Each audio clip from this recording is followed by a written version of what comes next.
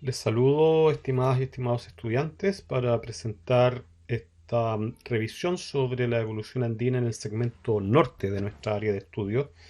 Una de las tres presentaciones paralelas donde revisaré la evolución andina en estos tres distintos megasegmentos y que será subido este día miércoles 2 de diciembre al sistema. El contenido del módulo ustedes ya lo conocen, lo que hemos revisado en la presentación anterior fue principalmente, además de la planificación del curso, una introducción hacia la estructura temporal y algunos aspectos teóricos sobre geodinámica y geotectónica en zona de subducción, para después hacer una revisión general de la distribución espacial de unidades andinas y orientar el trabajo práctico. Esta presentación hablará sobre la evolución jurásico reciente del segmento norte, es decir, el altiplano y la puna, y presentaciones paralelas a esta, que no son correlativas en realidad, hablan sobre la evolución, una revisión similar para el segmento central y sur. ¿Ya? Eh, Cada una de estas tres presentaciones es independiente, pero sería bueno que las pudieran ver en orden, de norte a sur, porque hay algunos elementos que aparecerán en esta presentación y no en las siguientes. Bueno, comencemos entonces. Primero vamos a recordar los objetivos específicos del módulo 3 de manera de poder orientar también un poco esta presentación. El primero es cartografiar las unidades geológicas presentes en el área de estudio. Eh, ya haciendo uso del mapa 1.5 millones, que es el que ustedes ya conocen, será necesario identificar las unidades geológicas específicas aflorantes en el segmento, en el segmento que a ustedes les corresponda. Para ello es necesario hacer uso de papers que permitan relacionar entonces las unidades que aparecen en el mapa 1.5 millones con las unidades con los nombres de las unidades específicas que afloran en su zona, con énfasis claramente en el lado chileno. Luego relacionar los rangos de edades de estas unidades mapeadas con la división temporal propuesta en clase, que ustedes ya conocen, y finalmente describir la evolución tectónica del segmento a partir de los resultados de objetivos previos y apoyados en esquemas de papers. Para todo esto, entonces, lo primero que hay que hacer es crear un mapa del segmento en base al mapa 1.5 millones y relacionarlo entonces con las unidades que aparezcan en los papers. Lo que yo voy a hacer entonces es esencialmente concentrarme en esta charla particularmente, primero que nada, en describir bien a modo general, a grosso modo, ¿no es cierto?, las unidades que floren en cada una de las morfoestructuras del megasegmento central. Para esto, recordemos entonces que la leyenda del mapa 1 a 5 millones que ustedes están utilizando tiene divisiones bastante gruesas de las unidades cementarias, volcánicas, intrusivas y metamórficas que afloran en el área de estudio entre el Jurásico y el reciente, el Cuaternario. Y ya en la clase anterior les indiqué, ¿no es cierto?, de que esa división que tienen estas unidades no corresponde necesariamente con la división temporal en términos de las fases, ¿no es cierto?, tectónicas o separadas por las fases tectónicas reconocidas en el margen andino y que nos permiten hacer esta división en una primera y segunda periodo y estos separados en etapas y estadios. Y la idea, por lo tanto, entonces, lo primario es poder relacionar las unidades que aparecen en el mapa más bien con esta división temporal, de manera de poder tener un control sobre los procesos que ocurren sobre, primero, la distribución de unidades aflorantes, digamos, en relación con este esquema y con ello poder discutir acerca de los procesos que ocurren en cada una de estas distintas divisiones temporales. Eh, como decía en esta primera presentación, entonces nos enfocaremos en lo que es el segmento central entre los 15 y los 28 grados sur. Para eso hago un zoom aquí del mismo mapa, digamos, simplemente un zoom. No es que haya hecho otro mapa, sino lo agrandé en esta área. Y lo que vamos a hacer es revisar entonces secuencialmente cuáles son las unidades dentro del mapa que afloran en las distintas morfoestructuras, en estos dos segmentos, el altiplano y la puna, ¿no? Y en el caso de la cordillera de la costa, bueno, hay varias unidades que afloran en la cordillera de la costa. Primero habría que decir que la gran mayoría de las unidades eh, formadas en el ciclo andino en este segmento afloran en las morfoestructuras que están en Chile y en la parte occidental de Perú, Bolivia y Argentina, ¿ya? La gran mayoría de ellas, digamos, gran parte del territorio de estos morfoestructuras se formó durante el ciclo andino. Y en el caso particular de la cordillera de la costa, lo que vamos a encontrar en el mapa son esencialmente estas unidades, es decir, unidades intrusivas y volcánicas del Jurásico al Cretácico. Dominan particularmente las intrusivas, por ejemplo, muy claramente en esta zona, y también las volcánicas de edad jurásica, intrusivas de edad jurásica y volcánicas de edad jurásica, es el arco jurásico el que aflora acá, pero también vemos afloramientos importantes de rocas cretácicas o jurásico-cretácicas, en parte también esta otra unidad que es cretácica paleógena, que claramente tiene un montón de subunidades adentro, o debiera tenerlas, digamos, o debiera ser, poderse clarificar en realidad a qué periodo pertenecen las rocas que están en esta unidad. ¿Ya? Si seguimos avanzando, en la depresión intermedia hay pocos afloramientos, pero son esencialmente rocas sedimentarias y esencialmente rocas miocenas,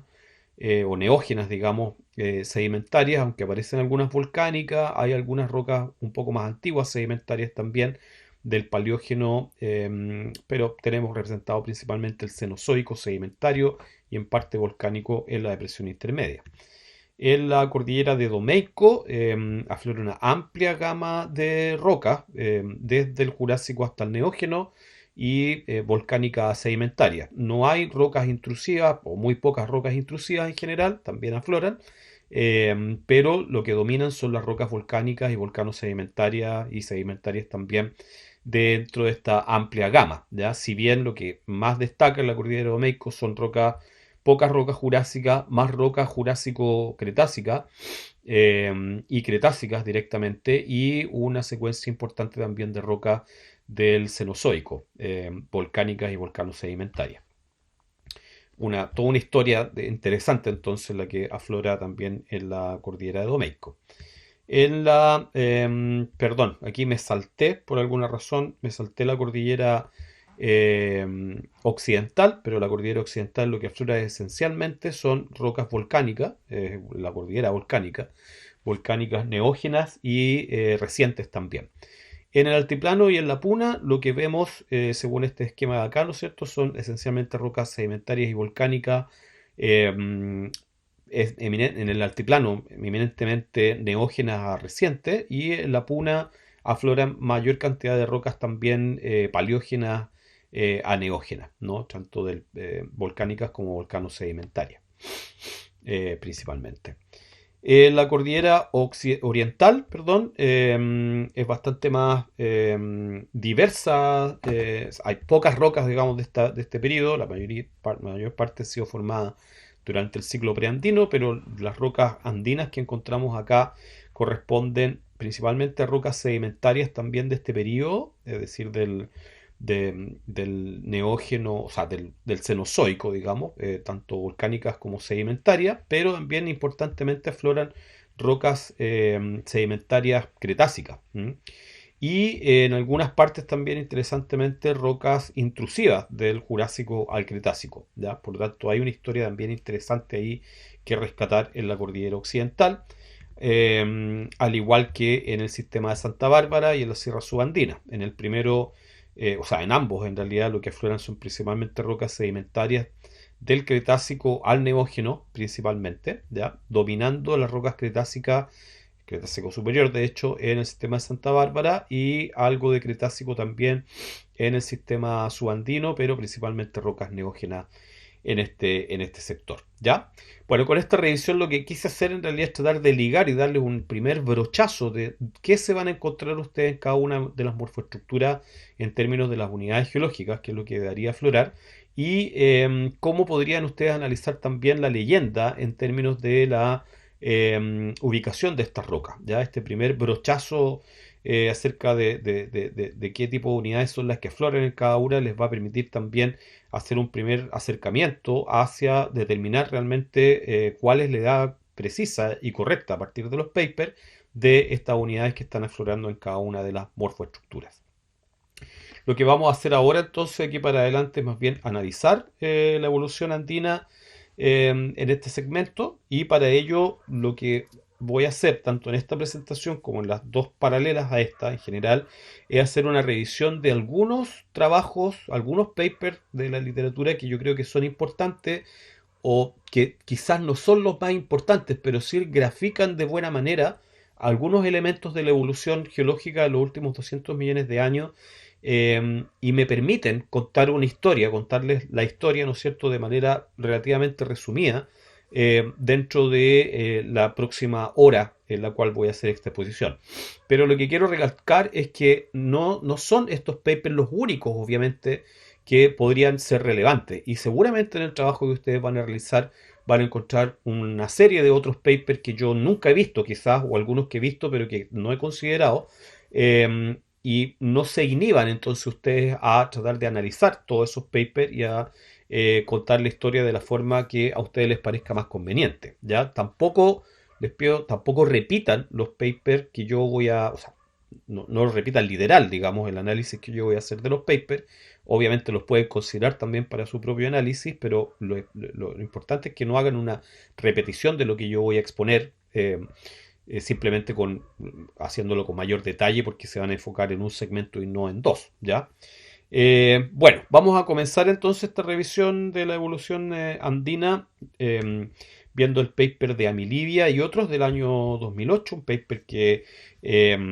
muchas veces he comentado desde el principio del curso. Este paper se concentra en estudiar la cordillera de Domeyko, principalmente entre los 23, 22 grados hasta los 27 grados sur, por lo tanto en un área amplia, digamos, entre los dos segmentos Altiplano y Puna. Y en este mapa que vemos acá, nos muestra el mapa en blanco y negro, no muy llamativo, pero sí claramente podemos ver la distribución del basamento paleozoico que ustedes ya conocen en la cordillera de Domeyko, muy importante, paleozoico superior principalmente, tanto rocas intrusivas como volcánicas, que están aflorando tectónicamente alzadas, ¿no es cierto?, por fallas inversas principalmente en el núcleo de la cordillera de Domeyko, y lo que vemos es que esta aparición de rocas paleozoicas ocurre en relación en la cordillera de Domeyko con rocas triásicas o jurásico-triásicas, digamos, que son las que están acá, pero también en la misma cordillera de Domeyko podemos observar también rocas cretácico-terciarias, tanto volcánicas como sedimentarias, y en la cordillera de la costa principalmente las rocas del arco volcánico jurásico, ¿ya?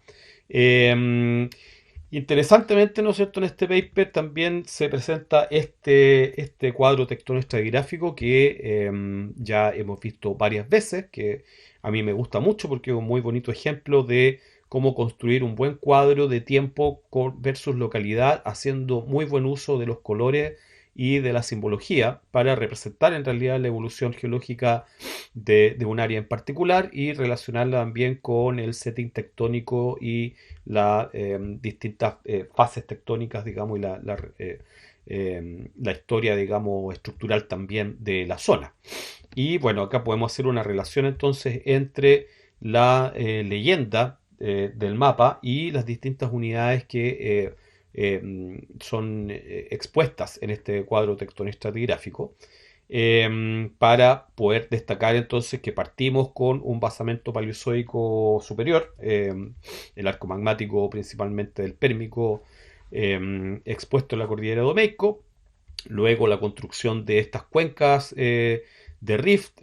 principalmente, ¿no es cierto?, rift mecánico, es decir, apertura de cuencas por activación de fallas normales durante el Triásico y que después son rellenas o sobrecolmatadas, digamos, en el Triásico Jurásico inferior, para después tener una depositación eminentemente en una etapa de post-rift. Vamos a ver, digamos, estos conceptos también de sin-rift y post-rift que se repiten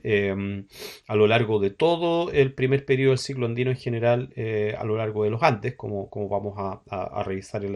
en esta y en las otras exposiciones. ¿Ya? Pero el Jurásico es principalmente, con el grupo Profeta, observación del Profeta,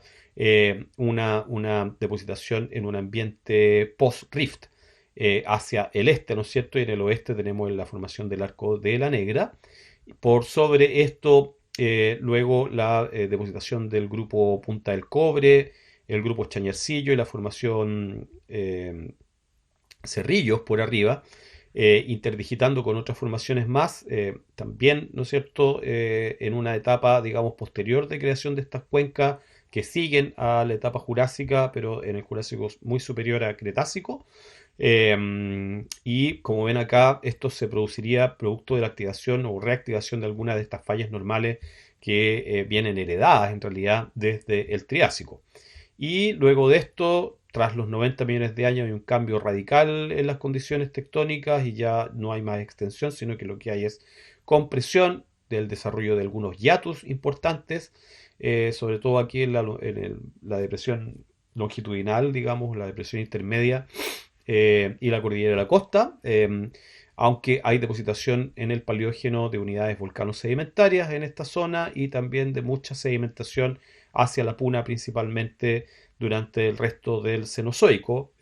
para después cubrir todo con una gran secuencia de gravas, conocidas como las gravas de Atacama, desde el Oligoceno al Neógeno, en la depresión intermedia, el valle longitudinal, las estribaciones de la cordillera de Domeyko, digamos, principalmente, ¿ya? Entonces, no quiero hacer un análisis muy detallado de esta evolución, pero realmente en esta zona aflora, como ven, de forma casi continua en realidad, rocas que reflejan la evolución geológica desde el Triásico hasta el reciente, durante todo el ciclo andino, y por eso es tan interesante esta zona también de la cordillera de Domeyko, por esa rica historia geológica y tectónica, que además está relacionada, como vemos acá, también con la creación de los pórfidos cupríferos, los más grandes, digamos, del norte de Chile, la franja de pórfidos Eocena-Oligocena, que es junto con la franja Miocena de Chile central una de las más ricas del planeta, digamos, que entre las dos concentran casi el 50 o 60% del cobre disponible en el planeta. Así que, bueno, por eso me interesa y creo que es importante, digamos, que poder tener un primer vistazo acerca de la evolución geológica observando esta columna estratigráfica. Pero se las planteo simplemente como un ejemplo de cómo deberían leer ustedes una columna estratigráfica en ese sentido. Y sobre todo pensando en uno de los objetivos, digamos, que tenemos que es tratar de relacionar también esta columna estratigráfica con las distintas fases tectónicas, ¿ya? Y no solo con las fases tectónicas, sino también con la división en periodos, etapas y estadios dentro de la evolución del ciclo andino. Y lo que vemos en esta comparación entonces es que efectivamente, bueno, acá están marcadas con línea roja punteada, algunas de las fases tectónicas más importantes, ¿no es cierto?, que se reconocen en esta columna o en este cuadro tectónico estratigráfico a partir de la presencia de discordancias importantes entre las distintas secuencias, ¿no es cierto? Particularmente la fase Dunlop, ¿no es cierto?, se ve claramente en esta discordancia. A su vez, la fase araucana también pareciera estar marcada la discordancia que separa el Jurásico medio de lo que sería la parte alta del Jurásico superior y las cuencas del Cretácico inferior. La fase peruana también estaría muy marcada, ¿no es cierto?, como el cierre de estas cuencas, el cierre de la actividad de fallas normales y el comienzo de la inversión tectónica, marcando entonces el paso entre el primer y el segundo periodo del ciclo andino. Y luego dentro del segundo periodo también podemos reconocer eh, todas las fases, la verdad, la fase KT, la Inca y la Pehuenche, ¿no es cierto? Se ven representadas, si bien no son tal vez tan claras, la Inca sí es muy clara, se ve muy claramente acá, ¿no es cierto? Hay un cambio importante en la sedimentación, una inhibición también en la actividad de las fallas por el lado occidental de la cordillera de Domeyko y activación más bien de un sistema de fallas convergencia al este que se propagan hacia la Puna, ¿no es cierto? Y el comienzo de una sedimentación importante. Entonces, la primera conclusión que podemos sacar al hacer esta comparación es que efectivamente todas las fases tectónicas parecieran estar muy claramente marcadas en este segmento y en este, digamos, no solo segmento, de que estamos hablando de dos segmentos, el altiplano y la Puna, representa, digamos, esta columna, la evolución de todo el área de estudio de este trabajo, pero particularmente en las morfoestructuras de la cordillera de la costa, depresión intermedia, cordillera de Domeyko y Puna. Eh, Este mismo análisis habría que realizarlo cuando ustedes lo hagan en sus segmentos, ¿no es cierto?, con todos los cuadros tectónicos estratigráficos que encuentren, tratar de hacer un análisis de este estilo y poder decir, bueno, sí, se refleja o no se refleja, por un lado, digamos, esta estructura temporal de fases tectónicas, pero por otro también nos interesa mucho poder dotar de un carácter geológico a cada una de estas divisiones, es decir, poder decir, como yo les planteaba también en la clase introductoria, ¿qué es lo que caracteriza geológicamente al estadio 2.1.2, por ejemplo, dentro de esta área de estudio? Claro, y ahí podríamos decir que lo caracteriza es la creación de cuencas volcano-sedimentarias, ¿no es cierto?, que están representadas por la formación Chile-Alemania, por ejemplo, que habrían sido depositadas al parecer sintectónicamente porque están siendo simultáneas con la activación de falla inversa, pero que se genera un hiatus tanto en la cordillera de la costa como en la cordillera de Domeico, y hacia la Puna sí hay una depositación sedimentaria, tanto digamos es grano decreciente al parecer, asociada también a la creación de fallas inversas, y que todo esto se cierra con la fase incaica, que produce una gran deformación, un gran alzamiento, el emplazamiento también de plutones dentro de la cordillera de Domeico, y esos plutones a su vez son los que están asociados en su fase más póstuma con los pórfidos cupríferos. Esa sería una buena descripción de qué es lo que pasó en el estadio 2.1.2, ¿no es cierto?, en este periodo. Y eso es lo que yo quisiera que ustedes pudieran hacer en detalle de cada uno de los segmentos a partir del análisis de los cuadros tectónicos estratigráficos y su correlación con este esquema temporal que ha sido desarrollado en los cursos de geología andina, pero que en realidad representa un compilado de toda la información disponible a lo largo de los Andes. Y una vez que está hecho ese trabajo y que podemos decir, sí, ok, hay una correlación y sabemos entonces qué es lo que pasó en cada una de las etapas, podemos ocupar, como en el caso de Apilibia, algunos esquemas, ¿no es cierto?, de la evolución tectónica que nos permitan graficar cuáles son esos procesos que ocurrieron, y eso es lo que voy a hacer ahora también. Ya, entonces vamos a ocupar los esquemas que tiene Apilibia, algunos esquemas bastante interesantes y simplificados, pero muy útiles, para graficar entonces estos distintos estadios dentro de la evolución andina. Partiendo entonces por el primero, que representa más bien el ciclo preandino, cuando digamos, es más bien preandino o posgonguánico dentro de nuestra propia clasificación, ¿no es cierto? Después del arco magmático gonguánico y la fase San Rafael se genera esta gran extensión, creación de cuencas, y es lo que vemos acá. Claro, aquí en este paper de Milivia ellos asumen de que cesó la subducción, que era el esquema clásico, digamos, o la hipótesis más clásica de Ramos y colaboradores junto con Kay, de que la subducción había cesado luego de la fase San Rafael. Hoy día sabemos que lo más probable es que haya continuado, como vamos a ver también al revisar nuevamente el trabajo de Oliveros un poco más adelante. Pero al margen de cuál es la condición de la subducción, lo importante es que en esta etapa, ¿no es cierto?, se generan estas cuencas del rift triásico, ¿ya? Y son un rift, en definitiva, es una cuenca formada por la activación de fallas normales, ¿no es cierto?, dentro de un sistema que está en una fuerte extensión mecánica, ¿no es cierto?, y se activan, se crean estas fallas normales, y esas fallas normales crean un espacio de acomodación en estos hemigraven en este caso, ¿no es cierto?, y es allí donde se depositan estas cuencas que son en parte, o sea, en gran parte sedimentarias, con mayor o menor influencia volcánica también. Algunas de ellas tienen influencia volcánica importante, ¿no? Quiero que sigan en todo caso qué pasa con estas fallas después en las siguientes etapas evolutivas. Porque una vez que se forman estas fallas, después se siguen reactivando tanto como fallas normales, pero también como fallas inversas luego de la fase peruana. Bueno, entonces la etapa siguiente del tiempo que nos muestra Apilibia, vemos que la subducción jurásica ya ha comenzado. Estamos en la etapa 1.1, es decir, el primer periodo y primera etapa del ciclo andino, del Jurásico esencialmente. Y claro, lo que vemos acá entonces es que esas fallas que se habían formado originalmente ahora puede que sigan activas, pero lo importante es que haya una inundación realmente de este océano Jurásico, sobre todo este sistema que ya se había extendido, ya había tenido una gran extensión.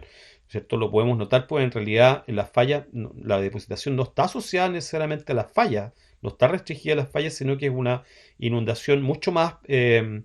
amplia, ¿no es cierto?, que cubre todo este sistema triásico que había estado tan localizado los depocentros en torno a las fallas normales, ¿no es cierto? Y ahora hay realmente una transgresión y una inundación completa de todo el sector del Trasarco, ¿no es cierto? Asociado entonces al arco volcánico de la Negra en la cordillera de la costa, que es lo que vemos acá. Entonces, esta es la etapa de subsidencia termal, se dice, de una cuenca de Trasarco o una cuenca de rift, ¿no es cierto? Entonces tenemos la fase de sin rift, que es la fase más bien de apertura de depocentros a través de la activación de fallas normales, y después la etapa de post rift, que también es llamada la etapa de subsidencia termal. Y esto se debe a que hay un relajamiento termal realmente de todo el sistema, ¿no es cierto? Sobre todo en este caso particular, una vez que se inicia la subducción, se inicia con un gran rollback, además se enfría todo el sistema con respecto a lo que había pasado en la fase rafaélica, y esto hace que haya una subsidencia importante, ¿no es cierto?, que es la que permite la depositación de estas capas del Jurásico, estas potentes secuencias calcáreas, en este caso asociadas al grupo Profeta, particularmente. Entonces es un esquema bastante clásico, un arco magmático y una cuenca de Trasarco inundada, digamos, enciálica, sin piso oceánico en este caso, más bien con corteza continental adelgazada, ¿ya? Y en la etapa posterior, la etapa más bien cretácica inferior, vemos que estas fallas nuevamente se activan. Nos damos cuenta de que son fallas normales, están reactivadas porque están desplazando justamente el Jurásico, como se ve acá, ¿ya? El Jurásico, que había sido prácticamente una torta encima de todas estas fallas, ahora se quiebra, ¿no es cierto?, producto de la reactivación de las fallas normales. Estas están acá, ¿no? Y esto producto probablemente de un rollback muy fuerte con una subducción más rápida durante el Cretácico inferior, que reactiva entonces estas cuencas. El arco magmático de la Negra se mantiene todavía ahí, si bien comienza a haber una erosión tectónica que empieza a desplazar el arco en su posición, ¿no? Vemos que el arco durante el Jurásico está acá, en el Cretácico se mantiene más o menos ahí, aunque hay gran cantidad de actividad volcánica también dentro de esta cuenca, dando la idea, ¿no es cierto?, de que podría estarse desplazando el arco hacia el este. Pero después vemos que el arco se traspasa mucho más hacia el este y termina finalmente en la cordillera occidental, bien digo. Otra cosa que es importante en el Cretácico inferior, pero en la parte alta del Cretácico inferior, es la activación del Rift de Salta, que está mucho más lejos. El Rift de Salta está en lo que hoy día sería el sistema de Santa Bárbara, está muy alejado de la fosa, y el mecanismo por el cual se genera el Rift de Salta no es muy claro, pero parece estar ligado más bien a anomalías en el manto, por debajo de la corteza y de la placa sudamericana, ¿no es cierto? Algunas anomalías importantes que habrían creado una extensión en esta posición para crear un rift intracontinental, ¿cierto? Donde se depositan estas capas, principalmente cretácica inferior alto. Así que a considerar también, pues esto no está dentro del cuadro tectónico estratigráfico, pero sería un punto importante también a considerar dentro de la evolución de la etapa 1.2 en este segmento de los Andes. Si seguimos avanzando con la evolución andina, pasamos ahora, después de la etapa de la fase incaica, perdón, peruana, ¿no es cierto?, que es el comienzo de la compresión, producto de la separación de Sudamérica de África. Lo que vemos entonces es que ahora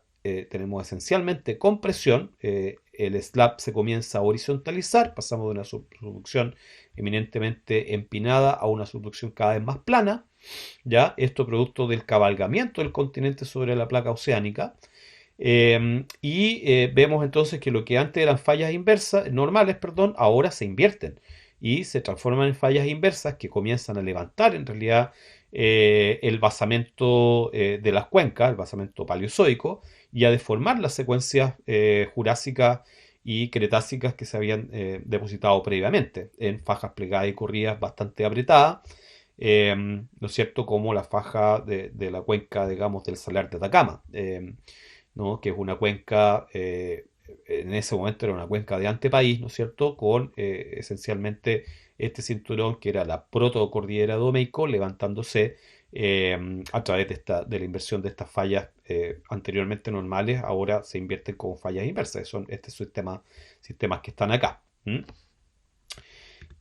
Luego la etapa 2.1.2 ya, entre lo que sería la fase KT y la fase incaica, lo que vemos es mayor desarrollo entonces todavía de este sistema de fallas inversas y una propagación además de las fallas hacia lo que sería la puna, ¿ya? Y empezamos a levantar en realidad el basamento en la puna para formar estas pequeñas cuencas sin tectónicas a los pies de las fallas inversas al interior de la puna, ¿no es cierto?, durante principalmente el paleógeno y parte del neógeno también. Algo de sedimentación, continúa, digamos, la sedimentación extensional, pero aquí es más bien una etapa de post-rift, cubriendo entonces el rift de Salta con depósitos también paleógenos, principalmente en Argentina. Hay cada vez mayor horizontalización también de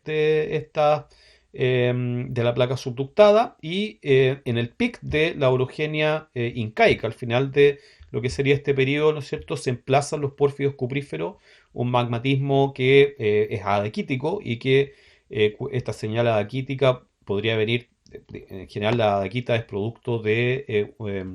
fusión parcial del manto o la corteza dejando un residuo eclogítico y ese residuo podría estar tanto en la placa oceánica como en la corteza inferior continental engrosada a alta presión, ¿ya? Pero lo cierto es que estos magmas se emplazarían durante entonces el pic de la orogenia incaica, desarrollando entonces los pórfidos cupríferos en el norte en ese momento. Y ya en la etapa 2.2, acá sin diferenciar, sería 2.2.2 en realidad, después de la orogenia incaica, pero claro, acá está cortado en realidad y no sale la orogenia quechua, como para poder hacer una diferencia en qué es lo que pasa del Oligoceno al Mioceno. Hay algunos cambios importantes. En este estudio no se concentran mucho en qué es lo que pasa después de la orogenia incaica, pero en general lo que está ocurriendo es que se mantiene la deformación compresiva y esta deformación compresiva comienza entonces a deformar también lo que antes era el rift de Salta y a invertirlo en lo que hoy día conocemos como el sistema de Santa Bárbara, con toda esta faja plegada y corrida de piel gruesa. Entonces, ese es el tipo de análisis que también me gustaría que ustedes pudieran hacer, porque una de las preguntas fundamentales también planteadas para este módulo es cómo se adquiere la estructura cortical que hoy día conocemos, ¿no es cierto? ¿Cuáles son los procesos que ocurren durante el ciclo andino completo para ir avanzando hacia la estructura cortical actual que nos permite entonces volver a lo que aprendimos en el módulo 1 acerca de la estructura en cada uno de los segmentos andinos? Y bueno, en el caso del paper de Emilia resulta bastante claro poder hacer eso, pero de nuevo, no quiero que repitan lo mismo, ¿ah? No quiero que vuelvan a exponer exactamente igual lo que yo acabo de hacer en su exposición, sino que ojalá lo pudieran complementar con otros trabajos en el mismo segmento, es decir, al grupo que le toca el segmento de la puna, no se vean tentados a repetir lo que yo acabo de hacer, sino que traten de dar una visión distinta, si bien, o complementaria, digamos, de la evolución tectónica como yo la he explicado recién, ¿ya? Pero lo que sí, para todos los grupos, para quienes los grupos que no son el que está en la puna y que están viendo este video, lo importante es destacar en realidad, digamos, los procesos de primer orden, ¿no es cierto? Es decir, primero, gran extensión en el Jurásico y el Cretácico también, formación de grandes cuencas a través de la activación de fallas normales que vienen en realidad heredadas desde el preandino, pues muchas de estas fallas triásicas en realidad también tienen que ver con límites de terrenos, por ejemplo, o grandes estructuras preandinas que se activan como fallas normales que permiten el desarrollo de un sistema de rift y post-rift y después rift de nuevo y post-rift de nuevo, ¿no es cierto?, durante las dos etapas del ciclo, del primer periodo del ciclo andino. Luego de la fase peruana todo cambia y estas fallas normales se invierten como fallas inversas en este sistema y después se propaga la deformación compresiva hacia el este, abarcando también la inversión de las fallas normales que formaron el rift de Salta en su momento. Todo esto además con un arco magmático que va migrando hacia el este, a producto tanto de la erosión tectónica por acá como de la subhorizontalización de la placa oceánica. ¿Ok? Eso entonces es el tipo de análisis que debiesen poder hacer a partir del análisis del mapa, de los cuadros tectonoestratigráficos y de los esquemas evolutivos que puedan encontrar en los papers. Y bueno, de aquí para adelante lo que voy a hacer es seguir dando algunos otros ejemplos más para revisar la evolución más en detalle de algunas zonas y de algunos periodos de tiempo. Para eso, por ejemplo, vamos a ver este trabajo de Botzlau y otros del 2011, que no es un trabajo particularmente muy relevante o que haga un análisis muy brillante sobre la información, pero sí me permite dar un ejemplo más concreto, que además relaciona los afloramientos en Chile, en el área de Arica, ¿no? Aquí está la frontera entre Perú y Chile. Está el área de los esquistos de Belén, que es tan interesante también, y relaciona la evolución de este sector con la evolución al interior del altiplano, donde encontramos el sinclinar de Corque, que es una estructura muy claramente reconocida en el altiplano, donde vemos un núcleo esencialmente con rocas miocenas arrecientes y sedimentos miocenos y también sedimentos oligocenos que han sido deformados después del Mioceno superior para formar este gran sinclinal. Y vamos a ver en este trabajo, ¿no es cierto?, es un trabajo esencialmente de proveniencia de los sedimentos y la relación con la tectónica, el cómo esto se relaciona con las distintas etapas del ciclo andino y qué tipo de historia es la que nos cuentan en este paper. Lo que vemos entonces es un esquema que parte en el Jurásico-Cretácico inferior y evoluciona hacia el Oligoceno principalmente,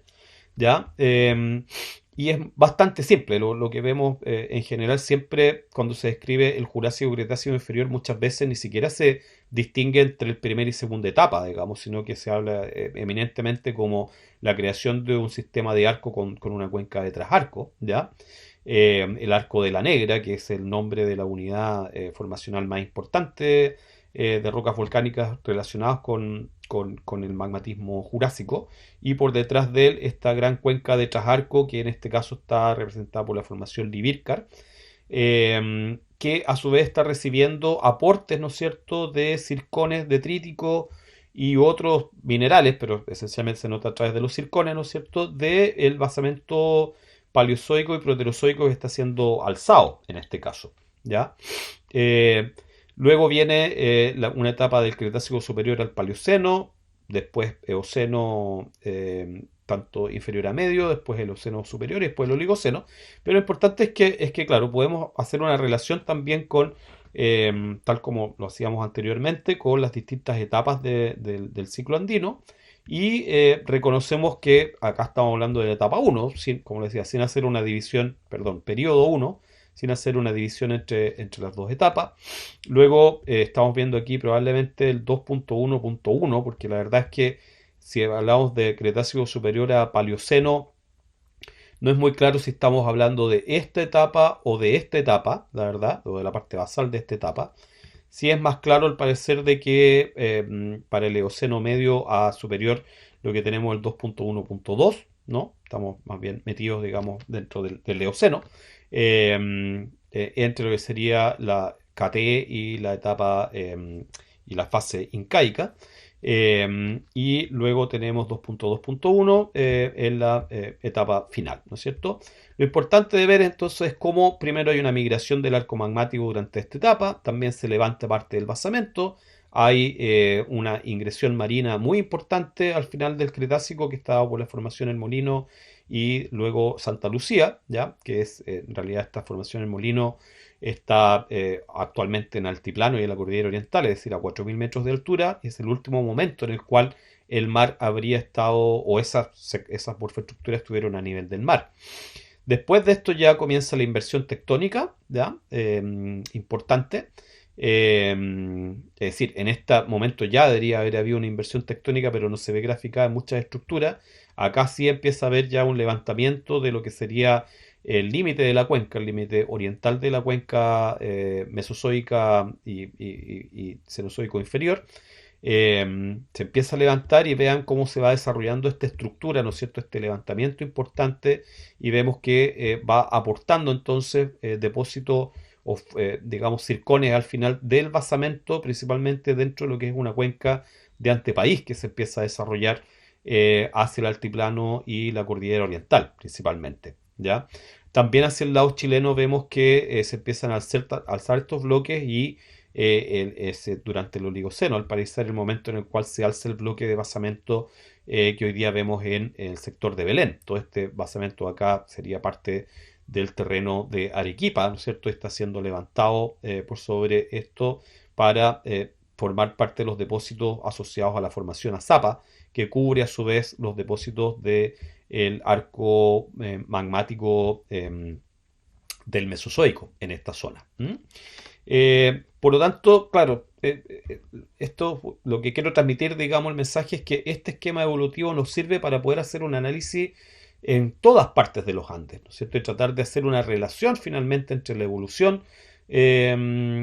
local de los Andes, de cada uno de estos sectores, en este caso particular, tanto la cordillera, la precordillera, cordillera occidental y altiplano en el sector del norte de Chile,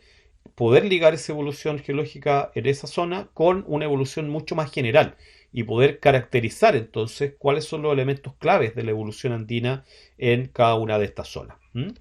Eh, vamos a ocupar este esquema ahora como para concentrarnos en realidad en el arco jurásico, en toda esta primer periodo del ciclo andino. Para eso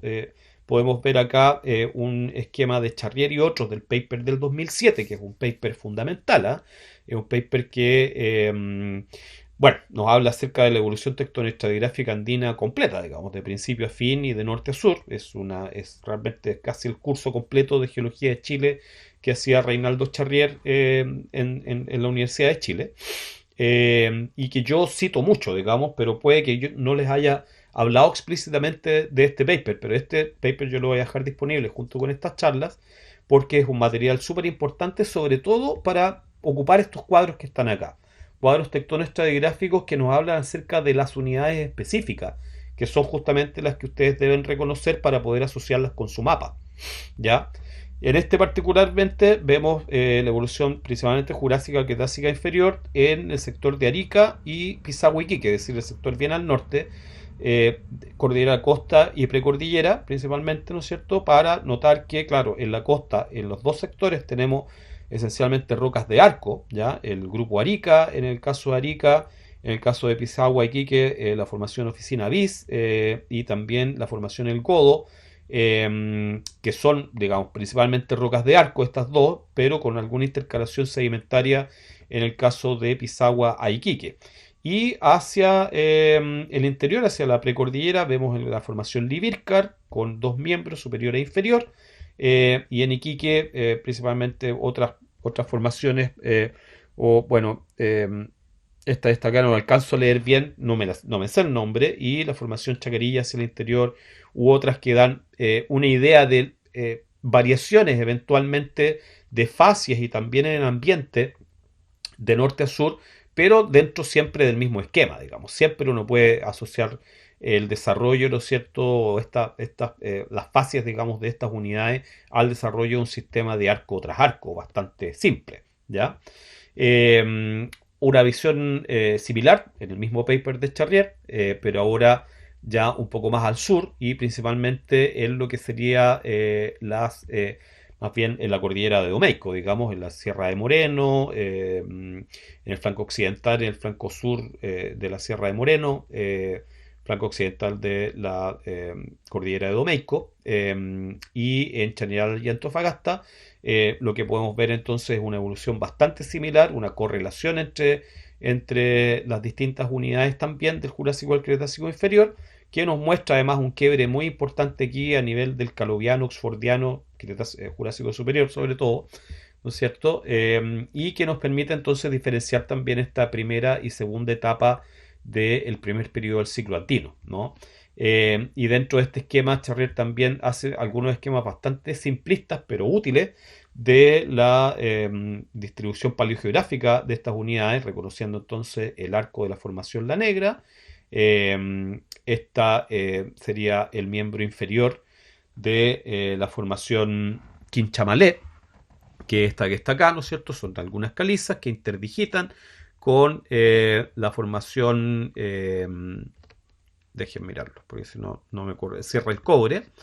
¿ya? Esta que está aquí, y que son más bien rocas sedimentarias, y el grupo Caracoles, también calizas hacia el sector este. Dentro de un sistema entonces de arco tras arco, bastante claro, ¿no es cierto? En esta etapa ya más bien con una colmatación o llegando a una colmatación hacia el límite caloviano-oxfordiano de un sistema de subsidencia termal, y por arriba de esto muy similar también el mismo esquema, si lo ven, un arco con un trasarco, pero con diferencias tal vez en el tipo de engranaje, en la extensión que tienen también estos depósitos durante el segundo etapa del ciclo andino, pero esencialmente lo que pasa, digamos, es lo mismo, y se está reactivando más bien la cuenca durante el Jurásico Superior, principalmente Quimerillano-Titoniano, y después en enlace, ¿no es cierto?, con el Cretácico Inferior. ¿Mm? Vamos a concentrarnos un poco ahora en lo que es el Arco de la Negra, en qué sabemos acerca del Arco de la Negra, o qué sabe en realidad Verónica Oliveros, que es la persona que probablemente más sabe del magmatismo jurásico en el norte de Chile, por el trabajo que ella ha desarrollado con su grupo durante todos estos años, ¿no es cierto? Y en este esquema, que ustedes ya lo conocen, este mapa, porque los presenté como parte del el ciclo preandino, digamos, como parte del ciclo gondwánico en realidad. Vemos la distribución de, bueno, las unidades carboníferas, pérmicas y triásicas en el margen andino, ustedes ya conocen bien, pero también claramente las unidades jurásicas, para destacar entonces que el Jurásico aflora principalmente en la cordillera de la costa norte, ¿no es cierto? Es el hogar, por así decirlo, de las rocas del arco jurásico en Chile. Y si vamos al sur de los 32-33 grados sur, hay un shift importante, digamos, y las rocas del arco y las rocas en general jurásicas ya no las vemos casi más en la cordillera de la costa, sino que están principalmente en la cordillera principal y en el sistema neuquino, ¿no es cierto?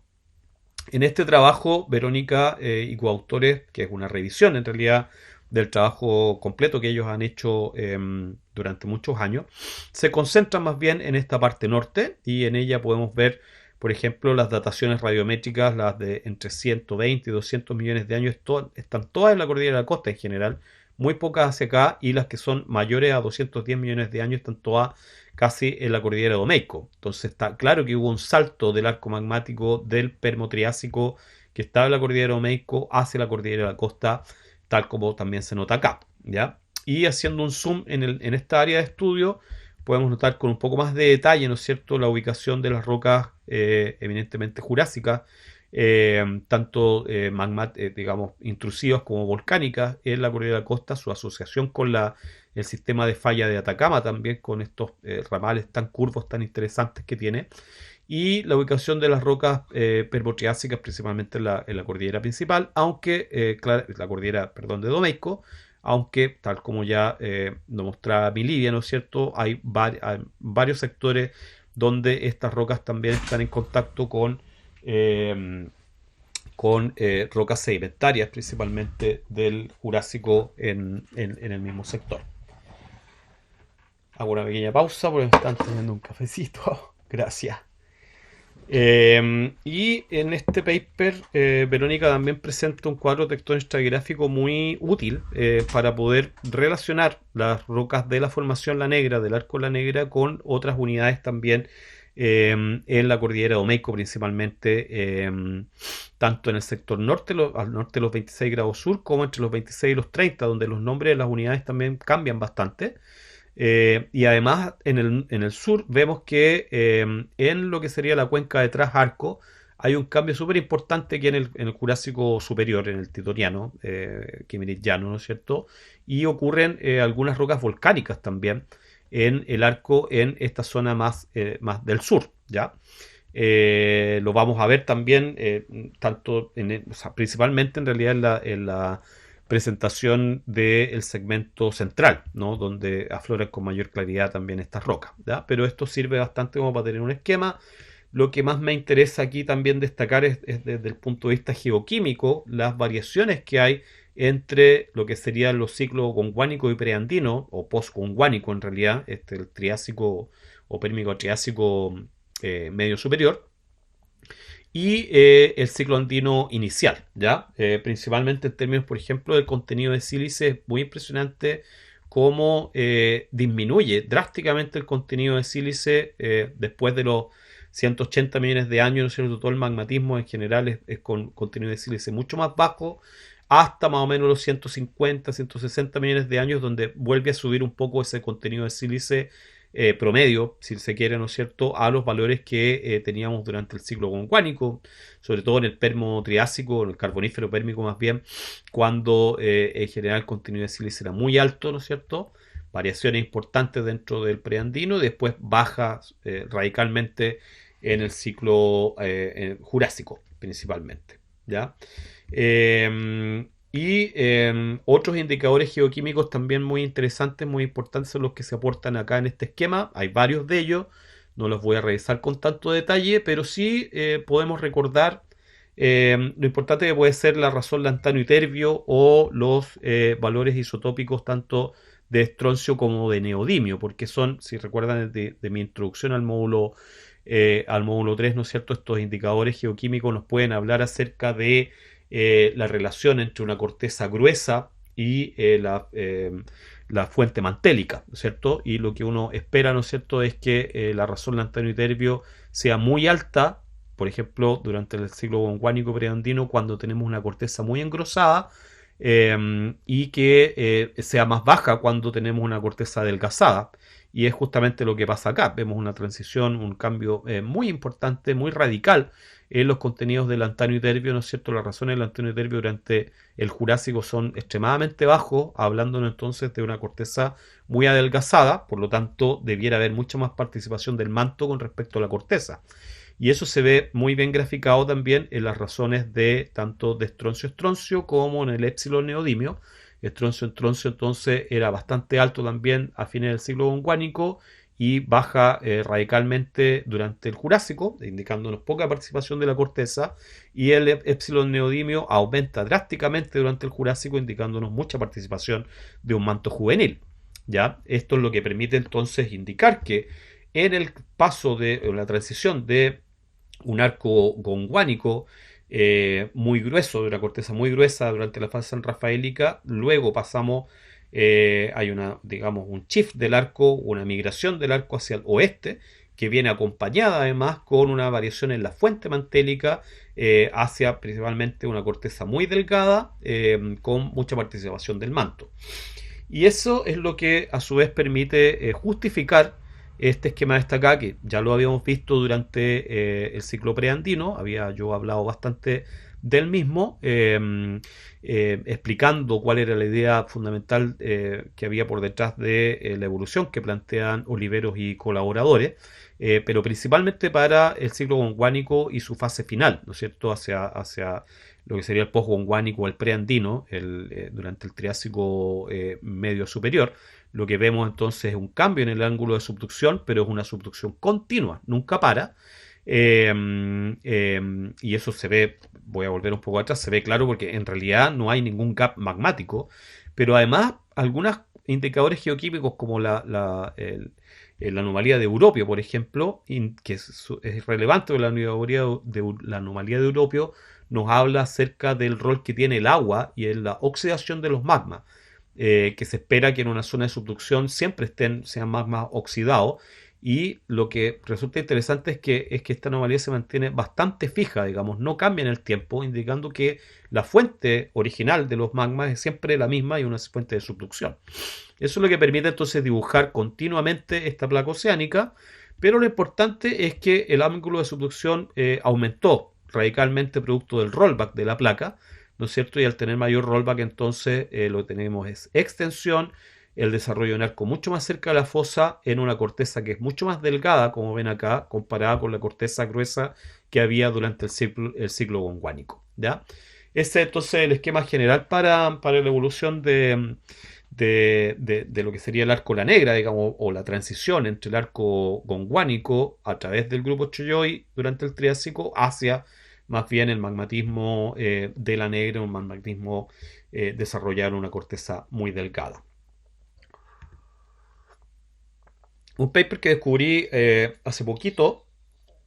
es decir, antes de ayer, haciendo el análisis para estas charlas, uno de Rodríguez y otros, son un grupo de geólogos de la Universidad Católica del Norte, un paper muy interesante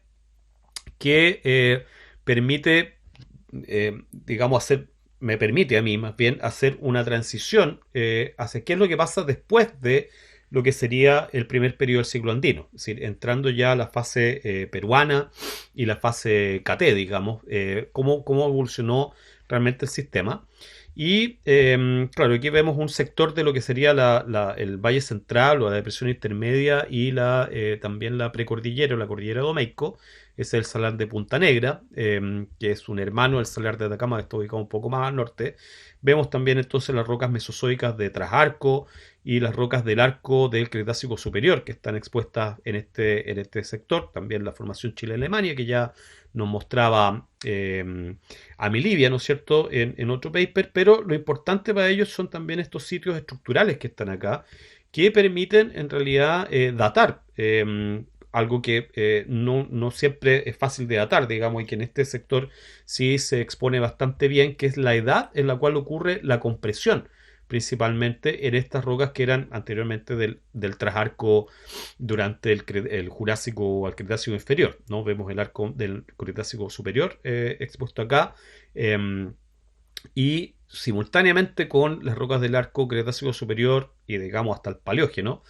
ocurre entonces una compresión importante que activa estas fallas, ¿no es cierto?, entre los 86 millones de años hasta los 65, es decir, coincidiría más bien con, sobre todo los 65, 60 millones de años, con lo que sería la fase KT, ¿ya? Después de la fase incaica, y ellos representan esto entonces a través de este esquema, donde lo que vemos entonces es una subducción de ángulo relativamente plano, desarrollando un arco magmático bastante ancho durante el Cretácico superior, y hacia el este de este arco habría un sector de lo que sería una faja plegada y corrida de Trasarco, digamos, una faja plegada y corrida más bien de antepaís, diría yo, ¿no es cierto?, creando sedimentos y depositación en una cuenca antepaís por detrás de este frente orogénico importante que está levantando la corteza, particularmente en este caso la fase KT. Es una muy buena evidencia de que la fase KT podría haber estado activa entonces en este segmento durante el límite entre el Cretácico superior y el Paleógeno. Otro paper que es importante y que les va a servir mucho como para poder entender las diferencias que hay entre los distintos segmentos es el de Horton y otros que también presenté en la clase anterior, donde él hace un análisis en tres transectas distintas, ¿no? Una en el norte, otra a los 35 grados sur y otra a los 42 y medio, 43 grados sur. En la del norte, que estaría pasando entonces por el segmento Puna, lo que vemos es un esquema de este estilo que nos une, por un lado, un perfil estructural,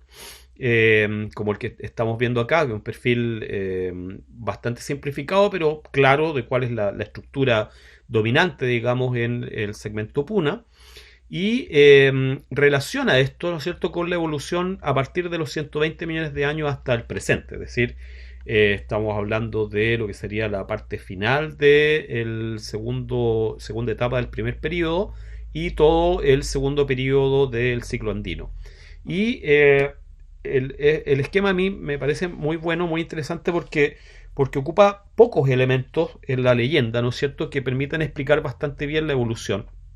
geológica, sobre todo la sedimentación en relación con la estructura, ¿ya? Además del magmatismo, vemos el eje magmático moviéndose en esa posición, migrando muy rápidamente aquí, por ejemplo, después volviendo a esta zona. Pero en términos de la relación entre sedimentación y estructura, vemos estas cuencas de antepaís, ¿no es cierto?, que se ven claramente porque estamos levantando un sector por una falla inversa. Ese sector sufre un hiatus, ¿no?, Y bueno, en realidad lo que aquí se indica, perdón, no es un hiatus, me estoy confundiendo, sino más bien la deformación compresiva, ¿no? Hay gran compresión al interior de una cordillera acá que se levanta y genera entonces una deflexión que es rellena con una cuenca de antepaís. Y ese sistema de cuencas de antepaís lo vemos moviéndose también en el tiempo, migrando de la misma manera en que migra también el arco magmático de oeste a este, ¿no? Durante desde los 100 millones de años hasta los 40 millones de años más o menos la fase incaica, y aquí se produce un salto súper importante de la deformación, que estaba concentrada entonces en la precordillera principalmente, y después salta hacia lo que sería la cordillera oriental principalmente, hacia la Puna, la parte oriental de la Puna, y cordillera oriental para después meterse en el sistema de Santa Bárbara principalmente, ¿no es cierto? Y sigue su desarrollo en ese sector. Y junto con esto también, o sea, en realidad los sistemas siempre de cuencas de antepaís tienen primero un depocentro muy importante frente al sistema orogénico que está siendo alzado, y por detrás de él se generan en general estos bulbos periféricos, ¿no? Hay un bulbo positivo, digamos, por acá, y por detrás de ese bulbo periférico hay una cuenca de backbulge, se llama backbulge, o sea, detrás del bulbo periférico, donde también se depositan sedimentos importantemente. Y aquí se hace una relación entonces entre ellas. Este es el sector del backbulge. Y lo vemos relacionado también con la creación del Rift de Salta, digamos. O sea, el Rift de Salta se crea antes de esto, más o menos entre los 120, 130 millones de años por ahí, como un sistema de rift realmente activados por fallas inversas, normales, perdón. Luego hay una depositación más bien en el sector de backbulge de estos sistemas desarrollados de cuencas de antepaís en lo que sería la precordillera, y después el sistema de Santa Bárbara es afectado por una inversión tectónica. Estas mismas fallas normales después se transforman en fallas inversas que empiezan a levantar todo el sistema, ¿ya? Interesantemente también, cuando hay esta migración del arco magmático a los 35 o 40 millones de años desde lo que sería la precordillera o cordillera de Domeyko hacia la Puna, hacia el interior de la Puna, se desarrolla una fase extensional. Esto principalmente en lo que sería la cuenca del Salar de Atacama, ¿ya? Y después vuelve a haber una compresión, pero ahora convergencia al oeste, alzamiento, el magmatismo vuelve acá, etcétera, ¿ya? Es una evolución entonces bastante interesante, que sirve mucho, digamos, este esquema también como para poder explicar los procesos que ocurren, que relacionan la tectónica con la sedimentación y también con el magmatismo, tanto en este segmento como en los demás al sur.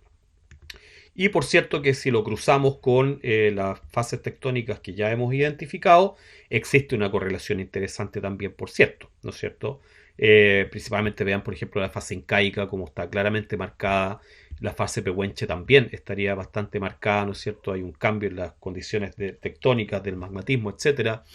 Eh, y bueno, las otras también. Así que es muy útil también poder utilizar este esquema como para poder precisar cuál fue el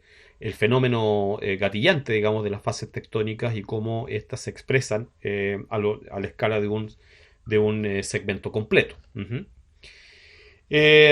Siguiendo con esta evolución y comenzando a concentrarnos un poco más ya en las últimas etapas de la evolución andina, digamos, desde la fase K-T hacia adelante, es decir, más bien del Cenozoico y la evolución de estas cuencas de antepaís principalmente. Vamos a revisar el trabajo de Macquarie y otros de Macquarie, perdón, sola, el año 2002. También lo conocen bastante, lo hemos visto. Perdón, estoy tomando café. Lo hemos visto harto este trabajo anteriormente, ¿no es cierto? Con este perfil estructural, producto del buen mapeo geológico que se hizo en el altiplano y cordillera oriental boliviana. Y vemos que en esta zona entonces se expone, además de las rocas paleozoicas que ya sabíamos estaban muy bien expuestas en la cordillera oriental y en el sistema subandino también, se exponen rocas mesozoicas, cretácicas. Aquí está la famosa formación El Molino que les comentaba anteriormente, esta ingresión marina del Cretácico muy superior, y después de eso toda una secuencia cenozoica, digamos, paleocena, eocena, miocena, y Pliocena también hacia arriba, ¿no es cierto? Que nos habla entonces de la evolución, del cómo, digamos, se produce la deformación de estas capas paleozoicas durante principalmente el Cenozoico para formar la estructura actual. Y a partir de este bonito perfil balanceado, ¿no es cierto?, estructural, lo que ella hace es reconstituir la historia geológica de la zona desde los 70 millones de años hasta el presente, también utilizando el mismo esquema de cuencas de antepaís que se van moviendo, ¿no es cierto?, y van avanzando de oeste a este, ¿no? Lo vemos a los 70 millones de años como un arco magmático se está levantando por sobre fallas inversas que generan entonces una deflexión que es rellena con los depósitos del Foredip, del depósito más cercano al frente de formación. Se genera este bulbo periférico, esto es por la flexura de esta placa, y por detrás de esto el Foret Bulge, donde se depositaría la formación El Molino y Santa Lucía. ¿Ya? Esto a los 70 millones de años, después vemos cómo hay un avance del frente de formación, se acumula mucha deformación compresiva entre los 45 y los 40 millones de años hasta los 35, acá hay 10 millones de años que en realidad coincidirían principalmente con la fase incaica de deformación. Esto otro estaría asociado a la fase KT, ¿no? Pero hay una evolución continua, pero una deformación muy importante concentrada en lo que sería la fase incaica. Recuerden que la incaica es 40 más o menos 4 millones de años, así que estamos dentro del rango.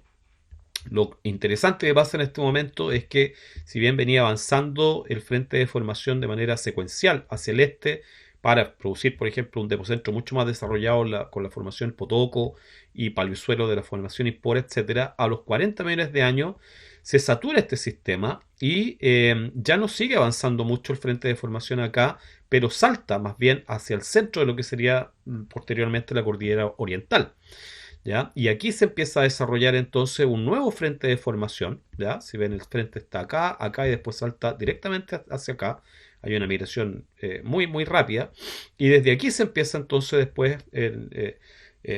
subsiguientemente, digamos, a concentrar la deformación como lo vemos en estos otros esquemas. ¿Ya? Empieza a apilarse realmente la deformación compresiva producto del traspaso de la deformación desde esta zona hacia esta a lo largo de estos grandes detachment planos, digamos, por debajo del altiplano. Y claro, esto finalmente va a terminar siendo la cordillera occidental y esta es la cordillera oriental, tal como las conocemos hoy día, y al centro está el altiplano. Se depositan también depósitos paleógenos y neógenos que luego son deformados para crear, por ejemplo, el sinclinal de Corque, que estaría acá, y el gran apilamiento, ¿no es cierto?, estructural hacia la sierra, digamos lo que sería el sector interandino y después la sierra subandina hacia acá durante esencialmente la fase quechua y posterior, ¿no es cierto?, que es la que está acá. Entonces es un súper buen esquema que nos muestra secuencialmente cómo se va produciendo la estructura, que es lo que quisiéramos que ustedes también pudieran representar. Y bueno, finalmente esto culmina en este mismo paper, lo muestran también con un esquema muy bonito donde vemos justamente toda esa estructura apilada en relación con la topografía, ¿no? La gran cantidad de pliegues y fallas que hay acá asociados a la cordillera oriental y a la sierra subandina, por debajo del altiplano también, y un sector de muy baja velocidad de onda sísmica por debajo del altiplano, y esto deriva en realidad de otro paper, que es un paper de Beck y Sant del año 2002,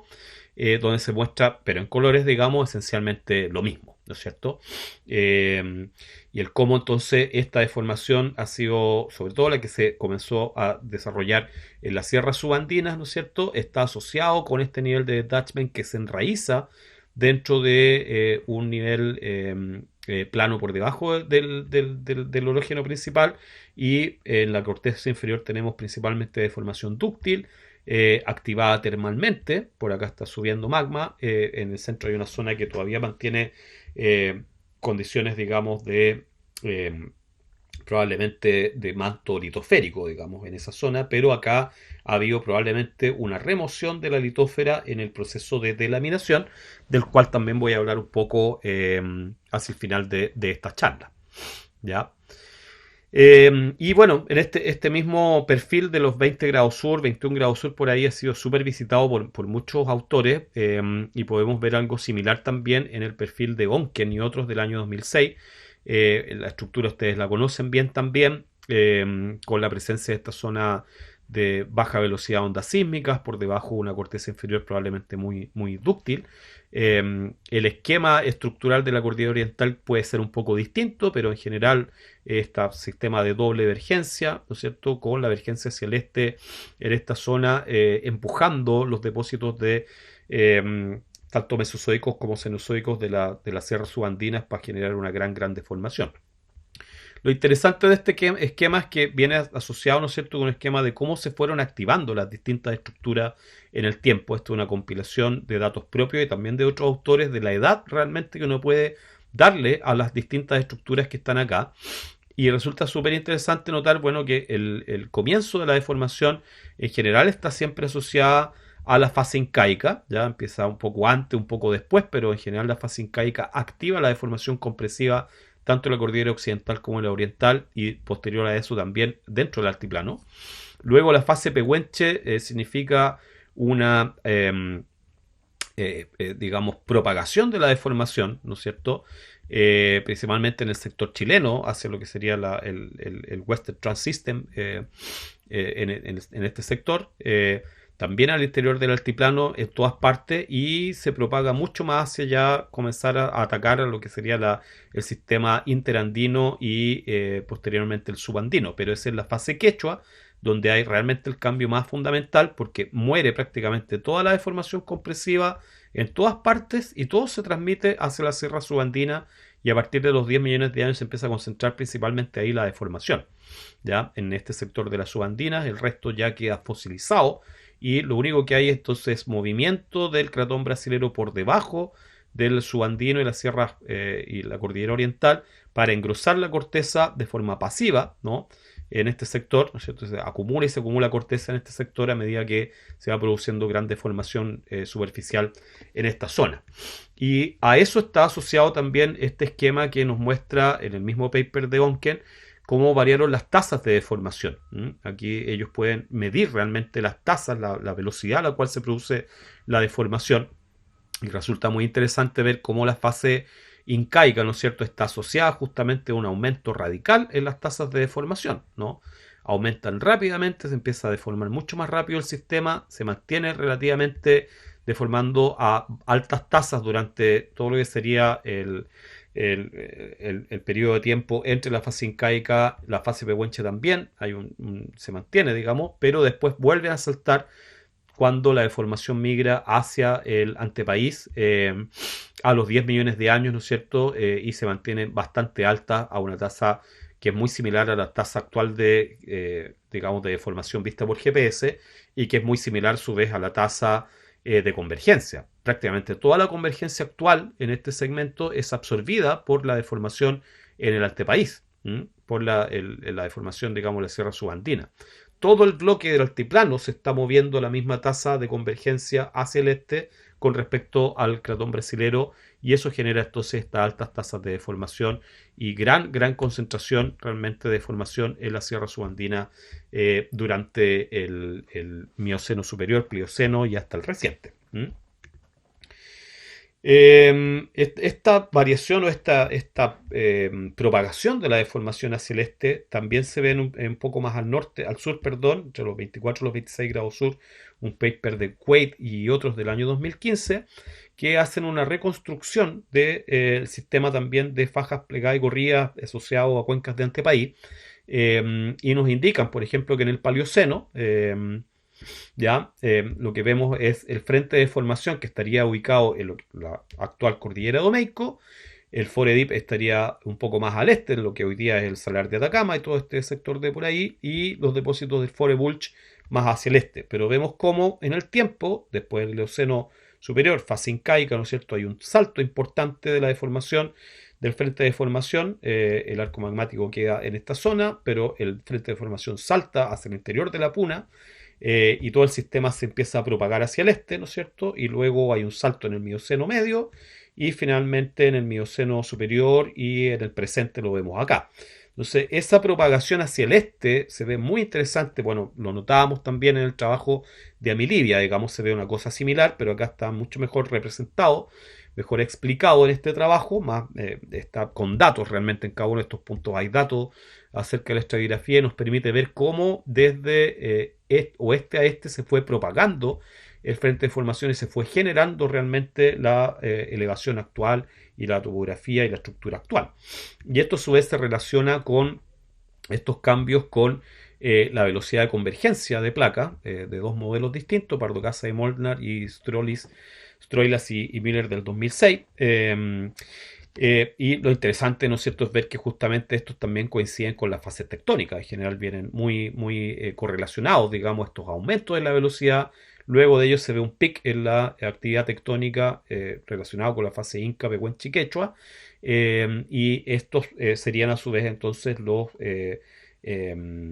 causantes de la variación y la propagación de la deformación compresiva de este a oeste, de oeste a este, perdón, durante esta fase. Y relacionado entonces con la deformación durante el Cenozoico hay otro trabajo que es bien importante, que es este de Arriagada y otros del año 2008. Perdón, voy a seguir tomando café.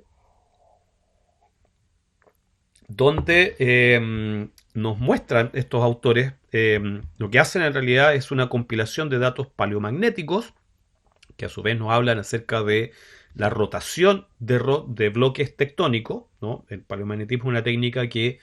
registra el campo magnético pasado, lo compara con el campo magnético actual, asumiendo que siempre tiene que ser norte-sur, y si es que hay una desviación del campo magnético pasado, asume que hubo una rotación tectónica.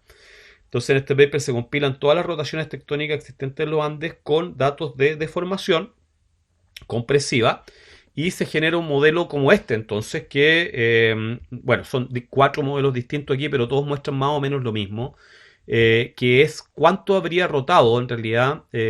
cada uno de estos bloques desde los 45 millones de años hasta el presente, o sea, más o menos del principio de la fase incaica hasta el presente, y vemos claro que en el norte en realidad, o sea, bueno, aparte vean, la forma actual del continente va por acá, y esta es la forma reconstituida 45 millones de años hacia el pasado, descontando la rotación tectónica de cada uno de estos bloques. Y aquí vemos rotaciones negativas, son rotaciones antihorarias y rotaciones positivas, ¿no? Al generarse entonces esta rotación, lo que vemos es que, claro, se produce un desplazamiento de cada uno de estos puntos desde la posición original donde estaba hasta el presente. Y este trabajo es el que más citado, digamos, y el que permite decir que hace 45 millones de años atrás y hacia el pasado, la forma del continente probablemente era esta, mucho más rectilínea, y durante los últimos 45 millones de años es que se ha producido realmente la forma actual. Y en este proceso de rotación, digamos, antihoraria en el caso peruano y horaria en Chile, ¿no es cierto?, es que se crea el oroclino boliviano y se crea toda la deformación actual también, ¿ya? Esto a su vez, bueno, visto por Pozzi y Cornejo en otro trabajo, importantemente, ¿no es cierto?, está relacionado también con la formación de la faja plegada y corrida tanto de la cordillera oriental como del subandino, ¿no? Como en este sector la distancia entre la fosa oligocena y la fosa actual es la mayor, entonces la que también tiene la mayor deformación en esta zona, y hacia el norte y hacia el sur la deformación que vemos en el subandino parece ser menor, y eso es real. Y por otro lado, la rotación que se produce en el antearco permitiría explicar también por qué hay una componente importante de traslación, digamos, y de movimiento transcurrente sinestral que se observa en el Oligoceno también en el sistema de Domeyko, que es bien importante porque desplaza al parecer el Oligoceno-Mioceno los depósitos formados durante el Eoceno. Y en parte, digamos, esto es lo que hace que la gente busque desesperadamente la segunda mitad de Chucky, por ejemplo, que habría sido transportada por el sistema de la falla oeste del yacimiento, que es parte del sistema de fallas Domeyko y podría estar asociado a este fenómeno. Bueno, Arriagada y colaboradores lo que hacen en realidad es generar un video de esto para esta área que estamos viendo acá, ¿no es cierto? Pero es un video que va desde el presente hacia el pasado. Lo vamos a ver ahora. Entonces, vemos que, un poquito, voy a tomar este para poder detenerlo en realidad en algún momento, ¿ya? Lo voy a correr de nuevo después. Vemos entonces un video que va desde el presente hasta los 45 millones de años atrás. Y lo que tiene al principio, ¿cierto? Es, bueno, el total de la deformación. Esto mientras más en rojo están estos bloques, mayor deformación compresiva tienen. Y vemos cómo esa deformación compresiva se va disolviendo en el tiempo. ¿Ya? Y lo que voy a hacer ahora es más bien volver para atrás, perdón, y hay dos etapas. Ellos separan el estudio en dos etapas. Una etapa que es primero la etapa miocena, de los 15 millones de años hacia el reciente, ¿cierto? Esto en realidad lo que vemos acá es lo que, como quedó el sistema entre 45 millones de años y 15 millones de años, 13,5. Y si vamos en realidad desde aquí hacia el futuro, vemos cómo se va deformando las sierras subandinas para acumular la deformación actual. Pero claro, partamos por acá mejor desde atrás, ¿no? Así estaría el sistema 45 millones de años atrás, y lo que vemos que en el tiempo, ¿no es cierto?, se empieza a deformar todo lo que hoy día es el sector entre el antearco o la cordillera de Omeico, digamos, y la cordillera oriental, ¿no es cierto? Es todo ese sector el que se deforma, si bien comienza a acumularse mayor deformación en la cordillera oriental. Desde los 20, 25, 30 millones de años se empieza a acumular más y más deformación ahí, ¿no es cierto? Llegamos hasta ese punto, ahí se para la simulación y después se asume, se obliga a que toda la deformación se concentre en la sierra subandina, ¿no? Y al ser así, se genera esto y vemos entonces cómo va avanzando todo el sistema. Importante es notar, ¿no es cierto?, que realmente la deformación, la curvatura, digamos, la absorción de la curvatura se da más bien durante esta primera época, entre la fase incaica y la fase pehuenche,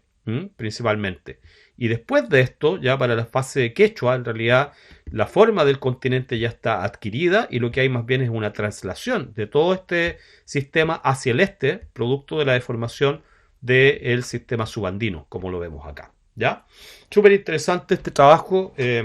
Nos muestra muy claramente en realidad cómo se produjo la deformación y sirve mucho como para entender en realidad el tremendo rol que tuvieron la fase incaica, la fase pehuenche, principalmente la deformación del margen.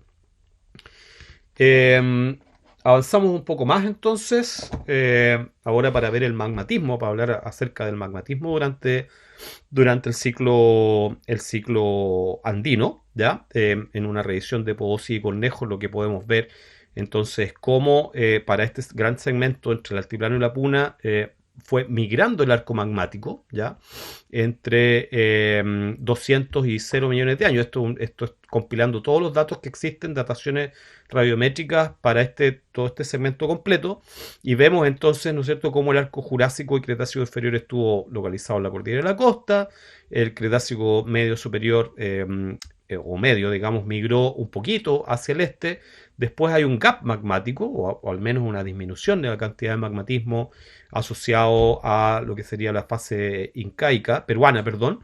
Y luego el Cretácico superior y Paleoceno migra definitivamente hacia lo que sería la cordillera de Domeico, la depresión intermedia de cordillera de Domeico. Después un nuevo disminución de la cantidad de magmatismo asociado a la fase incaica, principalmente. Y después un magmatismo que lo cubre realmente todo.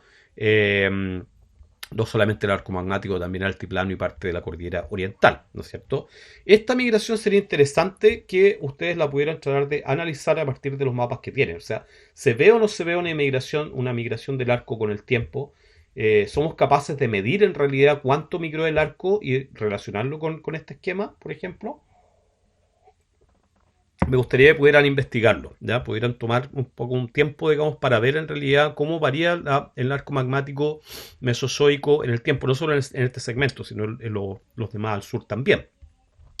Y bueno, si nos concentramos en la transecta de Antofagasta, ¿no es cierto? Vemos que entre 70 millones de años y el reciente, vemos el arco súper instalado en la cordillera de Omeico, que sería, digamos, en este tiempo, ¿no es cierto?, en esa posición, termina con los pórfidos cupríferos en la fase incaica, acá, y después se produce una distorsión completa del magmatismo, se expande totalmente, ¿no es cierto?, primero hacia el este y después, al parecer, con un movimiento hacia el oeste en esta zona, ¿ya?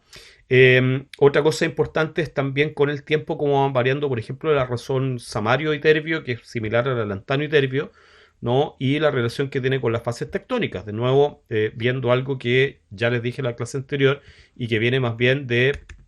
un paper de Hashke, que es este acá, que analiza las razones lantano y terbio, estroncio y neodimio desde los 200 millones de años al reciente, también para indicarnos que las fases tectónicas estarían al parecer relacionadas con pics dentro de estas razones, particularmente la razón lantano y terbio, samario y terbio, son muy altas cuando el espesor cortical es muy alto. Y después disminuyen cuando hay un adelgazamiento cortical. Por lo tanto, aquí lo que estamos viendo es justamente esa ciclicidad de la cual nos hablaba también el paper de Seles y otros que yo les comentaba en la clase anterior. ¿Ya? Se ve bastante claro eso. Y si queremos hablar del magmatismo, también está el paper de Kei y Koira del año 2009. Un paper que ya revisa en realidad a escala del altiplano y de la puna. Esto es para el altiplano, perdón, y esto es para el sector de la puna, por las latitudes, cómo evoluciona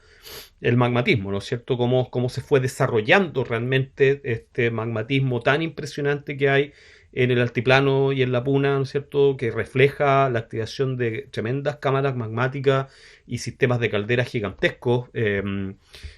como la Ignimbrita Fraile o la Ignimbrita Galán, estas que están acá, ¿no es cierto? O el sistema del altiplano Puna Volcanic Center, que también es un caso mundial, digamos, de el desarrollo de ignimbritas durante, particularmente en este caso, durante el Neógeno. No voy a hacer un análisis detallado, esto se los dejo, pero este paper a su vez está relacionado con, o en el mismo paper, ¿no es cierto?, están estos esquemas donde estas dos autoras son dos amigas, la verdad. Susan Kay y la Betty Coira analizan la evolución en estos esquemas a los 20, 23 y 26 grados sur.